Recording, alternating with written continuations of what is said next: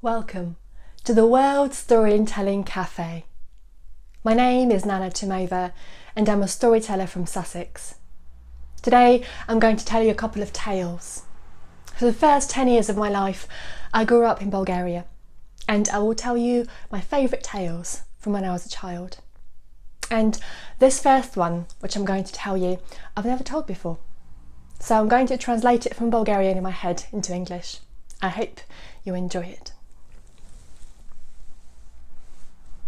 Имало едно време.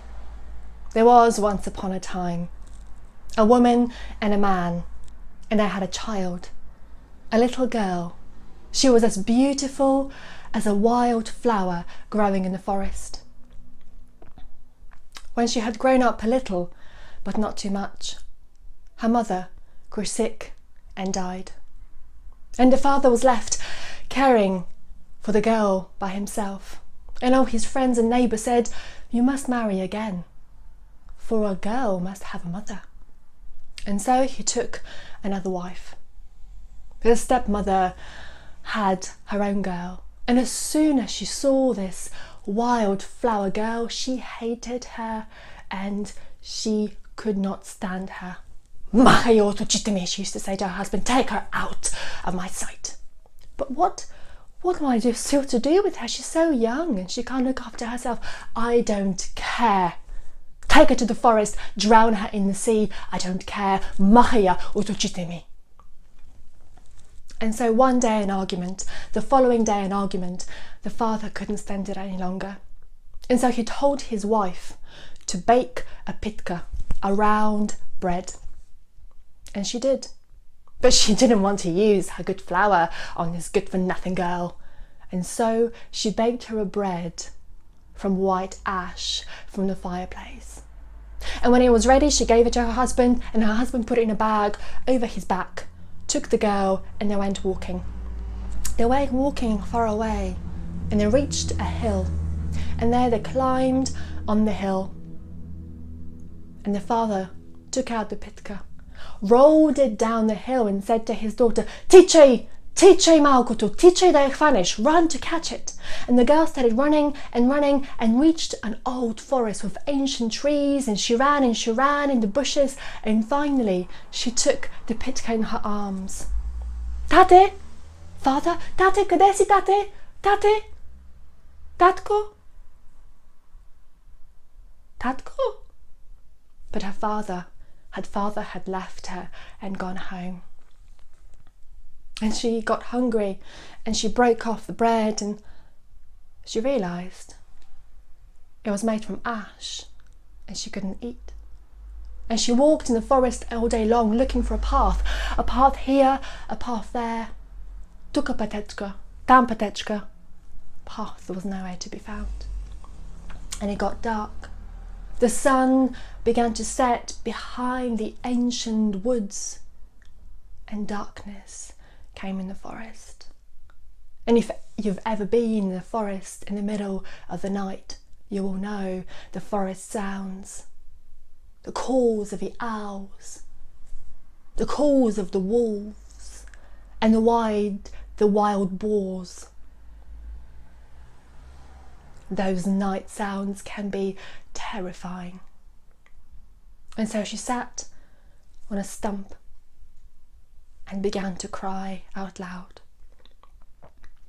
Now in this forest, in a little hut nearby, there lived an old woman. Baba, we'll call her. Grandmother, old woman, Baba. And this old woman heard the girl and she came out. Koi pulache. Who's crying? Koi pulache tam. Mumche ili mumiche si. Ako si mumiche e watuk. Ako si mumche machai se. Are you a girl or a boy? If you're a girl, come hither. If you're a boy, go thither. I'm a girl, Babbo. Come hither then, said the old hag, and she took her to her little house. And there she gave her food, and there she made her a warm, comfortable bed, and put her down to sleep. And she went to sleep herself. In the morning, as the sun was rising, the girl got up and she cleaned the house, and she tidied everything, and she made breakfast for them both. And when the old hag got up, she looked at the house, she looked at the girl, she smiled, but said nothing. Then she announced she was going to go to the forest and pick mushrooms. In the basement, she said to the girl, in the basement, I have creatures, snakes and lizards. Feed them. Boil some bran for them and feed them. But fear not, they won't bite. And she left in the woods. And the girl, she made some bran and she boiled it. And then she waited for it to cool down, and she went into the basement. And there were the snakes and the lizards. She saw them, and with trepidation she went. And she fed them gently, one by one, and she fed them sweetly until they were fed. And then there was still time, and the old woman hadn't come back. And so she took little string and little leaves and little shells and little acorns from the forest, and tied and decorated each one of their necks with a pretty necklace. Towards midday, the old woman came from the woods, and the little creatures went to tell them what had happened. Babo! Babo! Babo, kako ni vrze grdančete, babo, kako ni vrze grdančete, gledaj, babo, gledaj! I baba ще vrže na kak grdanče. I baba will decorate the girl's neck, said the old woman. In the early afternoon, she took the girl to a nearby river, a magic river. She laid in the grass and told the girl, I'm going to go to sleep. I'd like you to sing me a song, for I can't sleep very well without being sung to. And this river, while I sleep, you must watch it. It's a magic river. It changes its colour every hour. First, the river will be blue. Then it will be black. Then it will be red. Don't wake me. Then it will be yellow. Then you must wake me. And she went to sleep. And the girl, she sang so quietly and so sweetly. Her song was like the hum of a bee. And as the grandmother slept, the girl looked at the river. Oh, it was blue. Blue like the forget-me-not. Oh, then it was red. Bright red. And then it was black, like the black of a night. And then it was yellow. It was yellow and gold. She'd never seen such a bright river. It shone like the sun. Babo! Babo! Zabuzhday se! Babo! Zabuzhday se! cried the girl and shook the grandmother. The grandmother woke up, got the girl, dipped her inside the river and shouted, Fashtaj, babo, kvotu możesz, fashtaj! And the girl listened, and she caught the first thing that she could, and she brought it, and in her hands she had a little wooden chest. What's in the chest, Babo? Ah, said the grandmother. You must open the chest when you go home. Here is a little key. And then she took the girl into the forest and showed her the way home. And the girl walked home. It was late afternoon when she came. And before she came in the house, everything became bright like the sun shone. Her stepmother looked and became green with envy.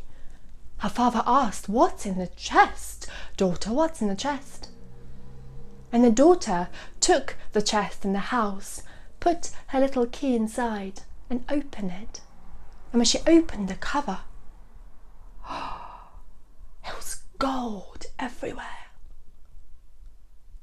Her stepmother, she couldn't contain her anger. I want my girl to have a chest like this, and I want my girl to brighten the house when she comes in. Bake me a pitka, said the man. And so the stepmother baked her own daughter a pitka. Oh, she took the most magnificent organic flour that she could find, and she baked her a beautiful pitka. And then the father took it and took the girl up to the hill, the same hill, and rolled it down the hill. Tichai chedo, tichai khvani pitka tak khvaniya. And the girl started running down the hill and finally caught the pitka. And she looked for her dad, but her father had long since disappeared and gone home. And then she began to cry as her sister had before. She cried loudly, and out from the hut emerged the old woman. Kaj plače? Momče ili momiče si? Ako si momiče, ewa tuka. Ako si momče, hodi si. Momiče sem, babo. I'm a girl, babo. Then come hither. And the woman took the girl into the house and gave her food to eat and made her a bed. And then she herself went to sleep. In the morning, the sun was quite high in the sky when the old hag arose from bed, and she saw the girl still sleeping and snoring loudly. She wasn't pleased. She frowned, but said nothing. She awoke the girl and told her, "Asutivam a gubby, I'm going for mushrooms. And you clean the house and then feed my creatures, snakes and lizards. But don't worry, they don't bite." And then she went into the forest. The girl started sweeping, but she forgot to sprinkle the stone floor with water, and dust went everywhere and covered everything. And then she boiled the bran, but didn't wait for it to cool down, so she gave it to all the creatures and burned their mouths and tongues. And then the grandmother came back from picking mushrooms, and she saw her whole house gathered in dust. She wasn't pleased. And then the creatures came to her and said, "Babo, babo, kakani ubari, babo, koku puli, babo, babuchki, koku puli." And the grandmother said, "I baba still bari kakavi," and grandmother will burn the girl. Midday passed. The old woman took the girl to the magic river, sat down on the river bank on the grass, and told her, "Sing to me, for see, you know I can't sleep without being sung to."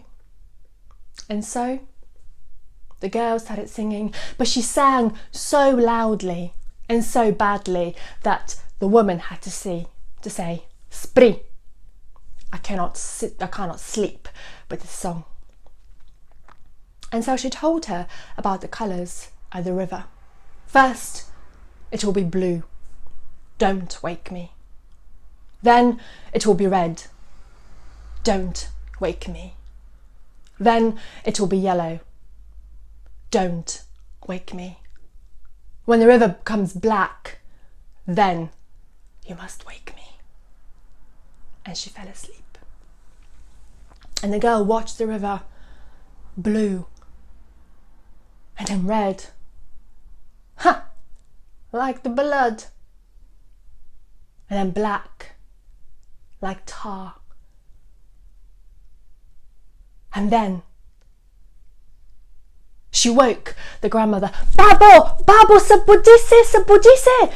And the grandmother took the girl and dunked her in the river and shouted, "Funny babi kvotomoshish, fashte." And the girl took what she could in her hands, and when she emerged in the riverbank, she held a little wooden chest. And the grandmother gave her the key and sent her on the way home. And her mother, the girl's stepmother, waited on the doorstep impatiently.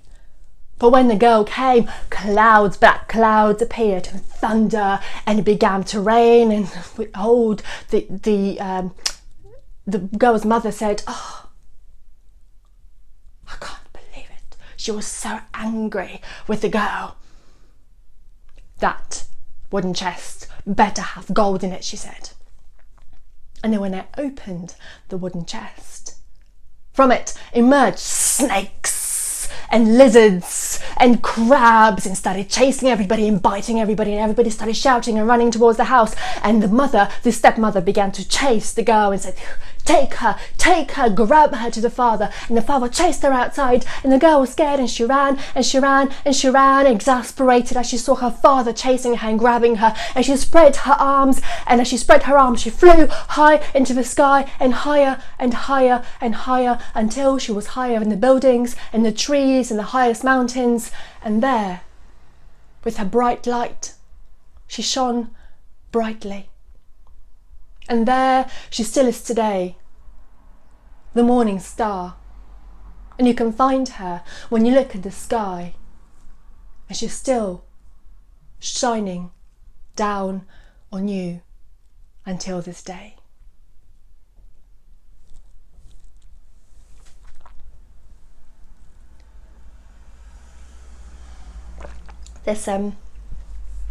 I love this story when I was little. It was my favourite story of all. Absolutely loved it. Next, I want to tell you another story of another character that I grew up with, another Baba, another grandmother. This one you may have heard of.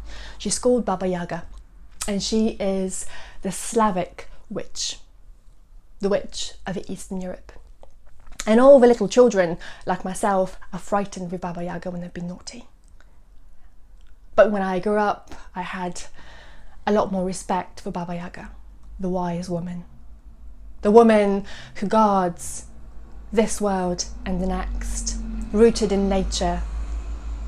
The woman of the clouds, the woman of the moon, the woman of the severe winters. She helps people, or she eats people, depending what mood she's in. And so I hope you enjoy the next story.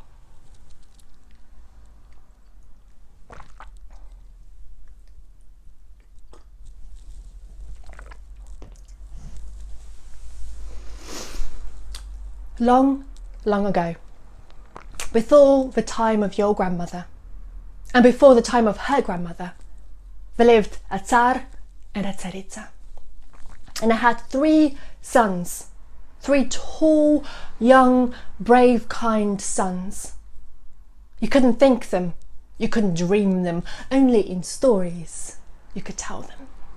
And these three sons grew, and then they became the right age for marriage. And so their father, the Tsar, summoned them one day and said, "My sons, it is time for you to marry.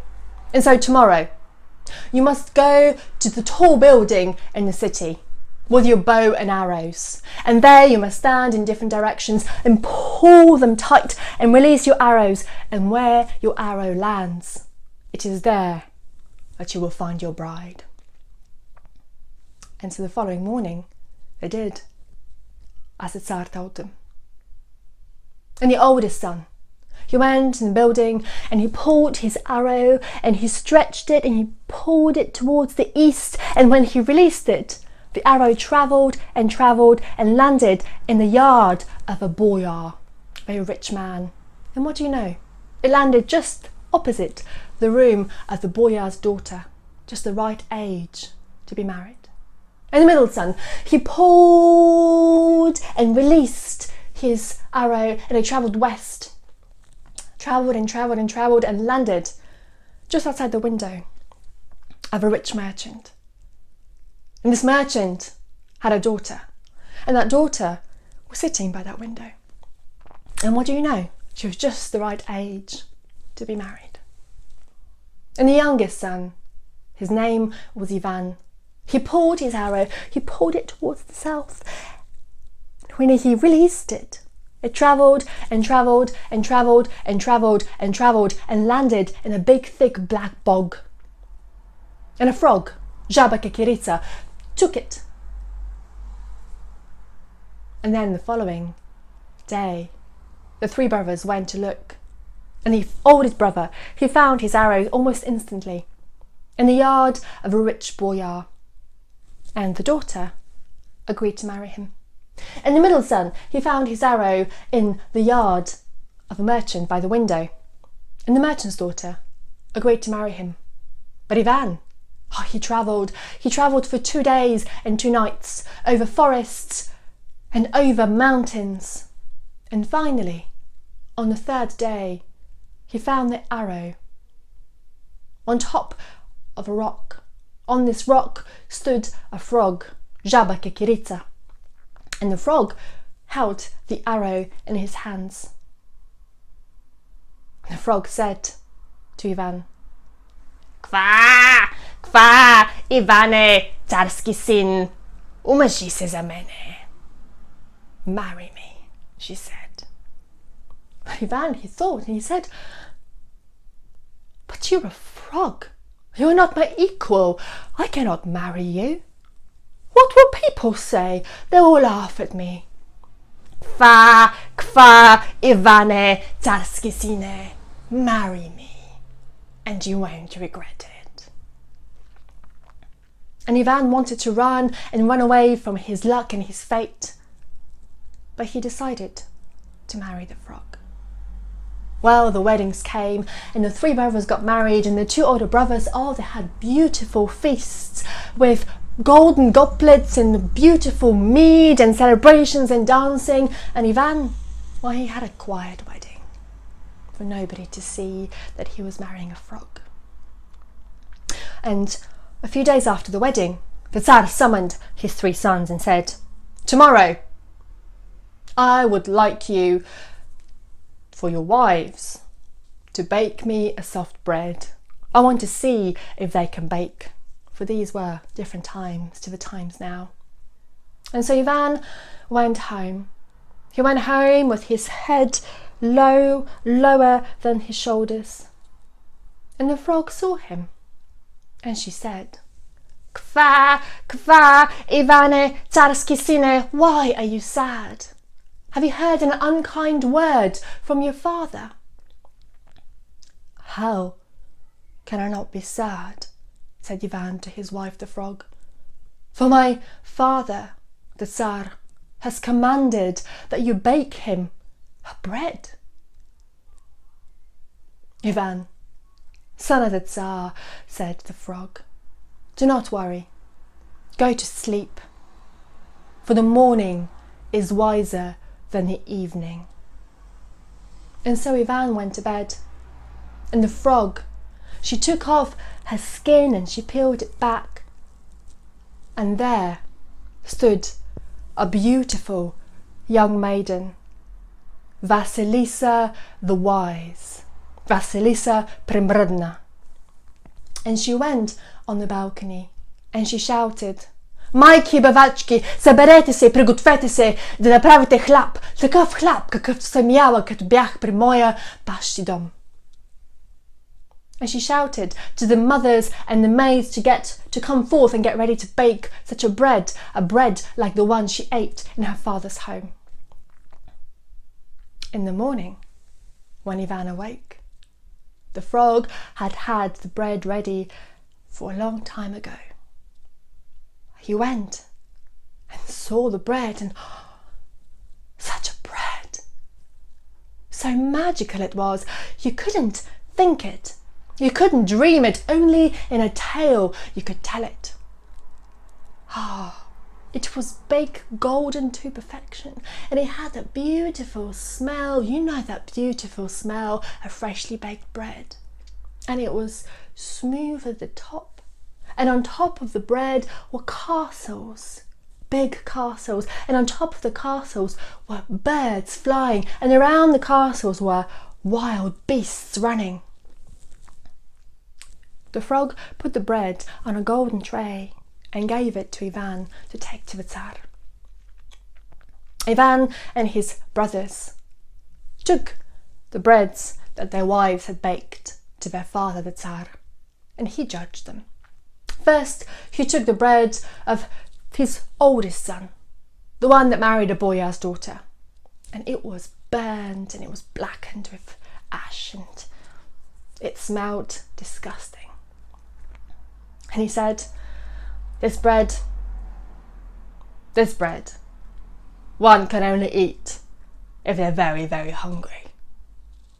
And he tried the bread of his middle son, the one that was baked by the merchant's daughter.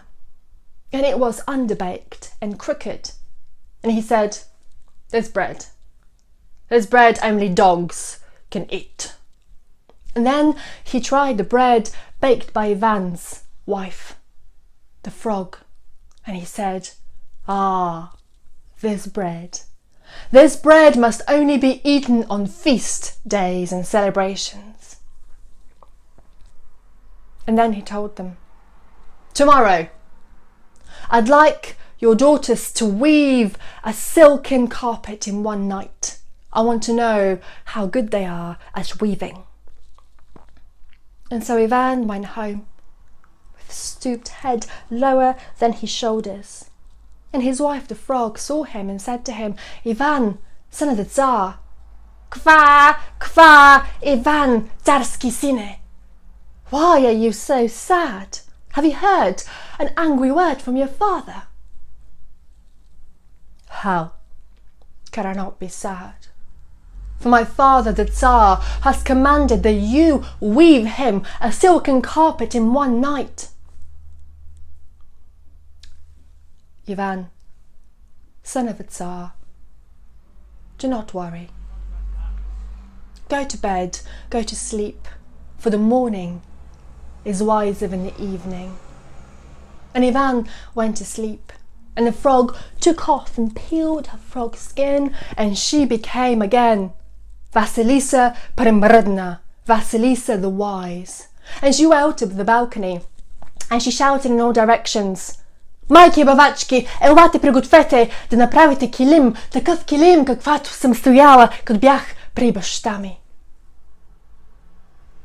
Mothers and maidens, come and gather forth and get ready to make a rug, such a rug as the one that I stood on when I lived in my father's house.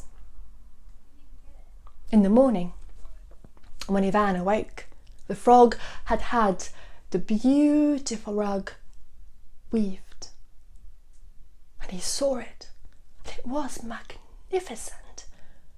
Such a beautiful rug he had never seen. And I tell you, it was so beautiful that you couldn't think it. You couldn't dream it. Only in tales you could tell it. It was woven with golden and silver thread. And it was decorated with the most beautiful embroidery of birds and blooming flowers. And the frog gave the silken carpet to Ivan to take to his father, the Tsar. And there the Tsar waited to see the carpets. And his oldest son, the carpet made by the boyar's daughter, the king looked at the carpet and said, This carpet is only good to be used as a horse's coat. And then he looked at the beautiful rug, a silk rug done by the middle son's daughter, by the middle son's wife. He looked at it and he said, This carpet is only good to be used to wipe somebody's feet. And then he looked at Ivan's wife's carpet, the one the frog had weaved, and he said, This carpet, this carpet, I will put in my room and I will take it out only in celebrations. And then he commanded again, Tomorrow, come and invite your wives. I will put on a gathering, a feast. I will have meals made for them, and they will eat as they dance for me and entertain me. For these were different times. I want to see if your wives can dance. And again, Ivan went home with his head low and his shoulders stooped. And his wife saw him and said, Kva, Ivane tsarski syne, why are you so sad? Have you heard a bad word from your father, the Tsar? said Ivan. How can I not be sad? For the Tsar, my father, has commanded that you come to the palace so you can dance for him. Ivane, Tsarsky syne, go to sleep, for the morning is wiser than the evening. And then Ivan went to sleep. And in the morning when he awoke, the frog was waiting for him. And she told him, go to the festivities by yourself. I will join you later on. And when you hear a loud banging and a loud thunder, do not be alarmed, but tell everybody, do not worry. This is my froggy, and she comes in a barrel. And so it was evening, and Ivan went to the festivities in his father's palace. And there he met his brothers, and they were with their wives. And they had brushed their hair, and they put beautiful clothes, and they had decorated their faces, and they looked magnificent. And his brothers, they said to him, well, Ivane, where's your wife? What, you couldn't bring her a little handkerchief? And where did you find such a beauty? You must have walked all the bogs. And then all the guests went to sit down on the tables. And a loud noise came. Everything started shaking. The windows started shaking. It was thunder and everybody started panicking. But Ivan said to everybody, do not worry. For this is my wife, the froggy, my little froggy, and she comes in a barrel. And they all went to the windows to have a look at what was happening. And there was a beautiful carriage with 6 beautiful white horses. And the carriage stopped. And out of the carriage came a young girl, a woman. She was magnificent. When she came out of the carriage, it was so bright, it was like the sun shone. It was Vasilisa Premredna, Vasilisa the Wise. And she took her husband's wife Ivan, and she led him through the oak tables laden with beautiful tablecloths. And they sat down to eat. And they ate and they drank. And when she finished drinking the last few droplets, she hid in her left sleeve. And when she finished eating, she hid the little bones of the roasted meat inside her right sleeve. And the other wives of the older sons looked at this, thought, what is this? What is this magic? And they did the same. And then Vasilisa the Wise took her husband's hand and led him to the dance floor, and then she danced gracefully. And when she waved her left hand, a lake appeared. And when she waved her right hand, swans appeared and began gliding on the lake. Everybody's mouths dropped. They had never seen such a thing. And when she stopped dancing, everything disappeared. The lakes and the swans, like nothing had happened. Well, the other princesses, they did the same. They went to dance on the dance floor with their husbands, and they waved with the left hand, and they sprinkled the guests with wine, and they waved with the right hand, and the bones went straight into the eyes of the king and of the Tsar, and he was so angry he banished them from his palace. And during the night's festivities, Ivan secretly escaped and went into his house. He searched high and low and searched high and low, and finally found the frog skin. He threw it in the fireplace and watched it burn. When the festivities were finished, Ivan and Vasilisa the Wise went home, and she searched for her skin. She searched and searched and searched, but couldn't find it. Ivane, carski syne, какво si storil, какво si napravil? She cried. What have you done? What have you done? I must go to the palace of my father, Koshchei the Deathless. It is there that you will find me." And then she turned into a swan and flew out of the window. And Ivan, he put his arms on top of his face and he cried bitter tears. He cried and he cried, and then he turned his head towards the heavens and cried to the heavens in all four directions, and left and walked wherever his eyes took him. And he had been walking a long time or a short time, he didn't quite know, and ahead he saw an old man. And this old man said, "Youngster, good day, where are you off to?" And Ivan told the old man what he had done. "Ah, Ivane Tsarsky Sine, why did you have to burn the skin? You weren't the one to wear it. It was none of your business to be the one to burn it. Now Vasilisa resides in the house of father, Koshchei the Deathless. But I tell you what, take this bowl of string and roll it on the ground, and wherever it rolls you must follow it bravely. Good luck to you," said the old man. He gave the string to Ivan. Ivan rolled it and started walking. He walked and he walked through ancient dark woodlands and tall treacherous mountains, and he walked through thick black bogs. He walked for a long time or he walked for a short time, he couldn't tell you. He was tired. And in one of the ancient woodlands in front of him he saw a big bear, and he went and he took his bow and arrow, went to pull it taut, but before he could release the arrow, the bear spoke in a human language. "Ivane, Tsarsky Sine, Ivan, son of the Tsar, take pity on me. Do not kill me. I'll become useful to you one day."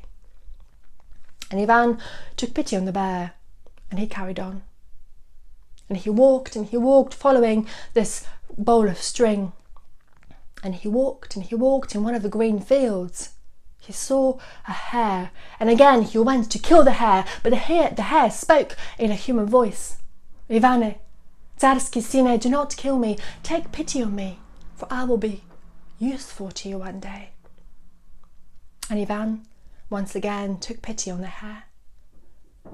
And then he walked and he heard a great sound, and he looked at the sky, and there was a duck flying, and again he went to kill the duck, but the duck spoke. "Ivane, Tsarsky Sine, do not kill me. Take pity on me. I'll become useful to you one day." And again Ivan took pity on the duck. And then he walked. By this time he had been walking a very long time. He was parched and hungry and exhausted, and every limb in his body hurt. And the ball of thread, well, it took him near the deep blue sea. And there on the sand he saw a pike flapping near death. And he said, "This pike I'm finally going to eat. I'm starving." But this pike, it spoke to him in a human voice.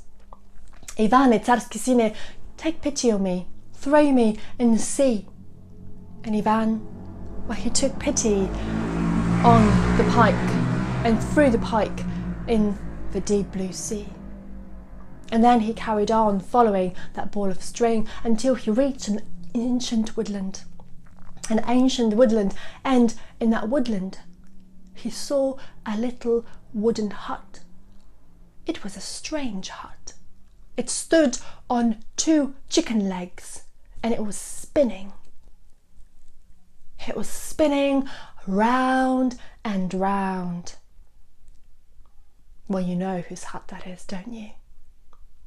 And Ivan looked at the hut, and he spoke to the hut and said, little hut, turn around with your back towards the forest and your face facing me." And the little hut turned around until it had its door facing Ivan. And Ivan opened the door and stepped inside. And inside, on top of a stove on the 9th shelf, was Baba Yaga, lying down, sharpening her sharp yellow teeth with a metal file. Her long breasts were resting on metal hooks, and her nose was so long it reached the ceiling. Ivane, carski syne. To show si tuka sam? Ili drug причина. Ivan, son of the Tsar, have you come here out of your own will or out of woe? Asked Baba Yaga. Ah, Baba Yaga, replied Ivan. First, give me food, give me water, put me in a bathhouse, and then you can ask me questions. And so Baba Yaga, she fed him, she watered him, she steamed him in a bath, and then Ivan told him what had happened. I know, said Baba Yaga. Vasilisa Premradna is with her father, Koshchei the Deathless. Now, Koshchei the Deathless, Koshchei Besmrtny, he is a villain which lives between the two worlds, between the living and the dead world. And his skin is translucent, so you can see his bones underneath. She lives with Koshchei the Deathless, said Baba Yaga. His kingdom is beyond 9 lands and beyond 9 seas into the 10th. And there you will find his palace. But he is Koshchei the Deathless, and he is not feared by anybody. He cannot be killed with an arrow. He cannot be killed with a dagger. Where hides his death? Asked Ivan. His death? His death hides at the tip of a needle. That needle is inside an egg. That egg is inside a duck. That duck is inside a hare. That hare is inside a wooden chest. That wooden chest is atop of an oak tree. That oak tree is inside a wooden ancient forest. And Koshchei the Deathless guards it with an apple of his eye, and therefore he fears no one. Baba Yaga, generous as she was that day, showed Ivan the path to go. And the following morning, fed and watered, Ivan walked and walked until he reached that ancient woodland. In that woodland he saw a huge oak tree. The top was going beyond the clouds. Its highest branches were covering the sun, and its roots were deep, deep underground. And just on top of that ancient oak, he could just about see that wooden box, wooden chest. And he thought to himself, where is that bear when you need it? And no sooner had he thought it, a bear appeared out of nowhere and started climbing the tree and shaking the tree, and the box fell down and shattered into 1,000 pieces. And from there, from the box, started running a rabbit, a hare. It ran and ran and ran, and there came Ivan's rabbit, and it hit the rabbit and tore the rabbit into 1,000 pieces. And out of the rabbit started running a duck flying and flying and flying, and Ivan's duck started flying against it and hit the duck, and out of the duck flew an egg and landed inside the sea. Ivan looked at what happened and he started to cry, but as he was crying he saw a pike emerge from the waters, and it had the egg inside its mouth. And Ivan took the egg, broke the egg, took the needle, broke the tip of the needle, and Koshchei the Deathless died, formed ashes and dust. And Ivan went into Koshchei Palace, and there he saw Vasilisa the Wise. She was waiting for him at the gate. Ah, Ivane, Tsarski syne, she welcomed him. And Ivan went and took a steed the fastest steed, and him and Vasilisa the wise ran home on the steed until they reached the kingdom. And there were big celebrations. And there was another wedding. And such a feast there was. And they began their life as a couple, as a married couple. Vasilisa, no longer the same person.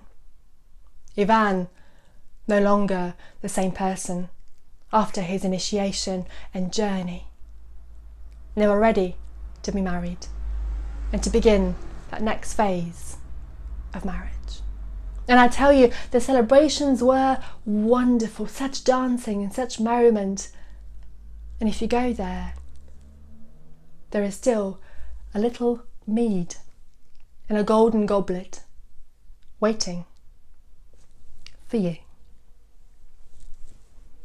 Thank you.